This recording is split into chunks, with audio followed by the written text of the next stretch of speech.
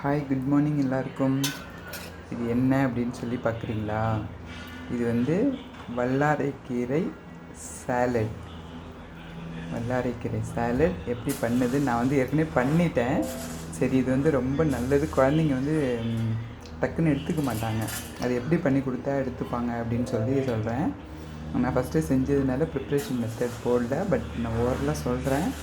அதே மாதிரி செஞ்சு பாருங்கள், சூப்பராக வரும். நல்லா சின்ன வெங்காயம் ஒரு கட்டு, ஒரு நம்ம கைப்பிடி அளவு ஒரு கட்டு வல்லாரைக்கீரை இருந்துச்சுன்னா அதை எடுத்து கீரையை மட்டும் ஆஞ்சி எடுத்து அப்படியே கழுவிட்டு வச்சுக்கோங்க. கட் பண்ணிடக்கூடாது. ஃபஸ்ட்டு ஒரு சின்ன வெங்காயம் ஒரு 10 to 15 வெங்காயம் எடுத்து பொடியாக கட் பண்ணி எடுத்து வச்சுக்கணும். ஒரு பச்சை மிளகாயை நல்லா கீறி அப்படியே பொடியாக, நல்ல ரொம்ப பொடியாக, அப்படியே வாயில் மென்று சாப்பிட்டுடுற மாதிரி பொடியாக கட் பண்ணி எடுத்து வச்சுக்கணும். அப்புறம் தேங்காய், ஒரு அரை மூடி தேங்காய் துருக்கி எடுத்து வச்சுக்கணும். ஒரு ஹாஃப் லெமன் புழிஞ்சு எடுத்து வச்சுக்கணும். வெங்காயம் கட் பண்ணி அதில் பச்சை மிளகாயை போட்டு தேங்காய் துருவலையும் போட்டு அதெல்லாம் ரெடி பண்ணி வச்சுட்டு, அதுக்கப்புறம் நம்ம ஆஞ்சி எடுத்து வச்சுருக்க அந்த வல்லாரைக்கீரை இருக்கு இல்லையா, அதை நல்லா நைஸாக கட் பண்ணி எடுக்கணும்.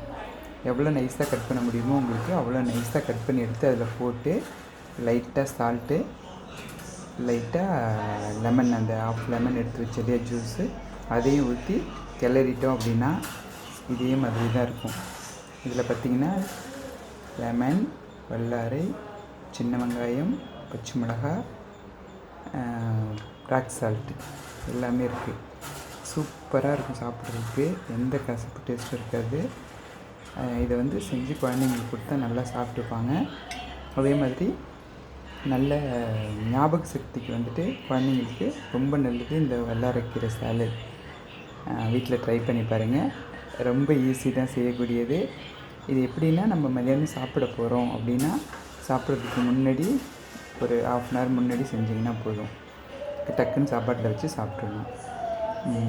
செஞ்சோடனே குழந்தைங்களுக்கு சும்மா ஸ்நாக்ஸ் மாதிரியும் ஒரு கிண்ணத்தில் போட்டு கொடுத்தோன்னா அப்படியே சாப்பிடுங்கன்னா சாப்பிட்டுப்பாங்க. அவ்வளோ சூப்பராக இருக்கும். செஞ்சு கொடுங்க குழந்தைங்களுக்கு. தேங்க்யூ.